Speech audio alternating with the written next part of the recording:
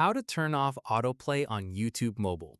This tutorial shows you how to stop videos from automatically playing the next one using the toggle right inside the video player on your Android device. First, open the YouTube app on your Android device. After that, tap on the U tab at the bottom right corner of the screen. From there, tap on any video to open it in the player.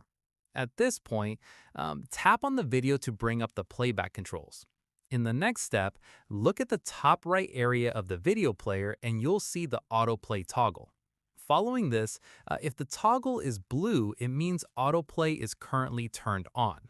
Once done, tap the toggle to switch it off. It will turn gray, indicating that autoplay is now disabled.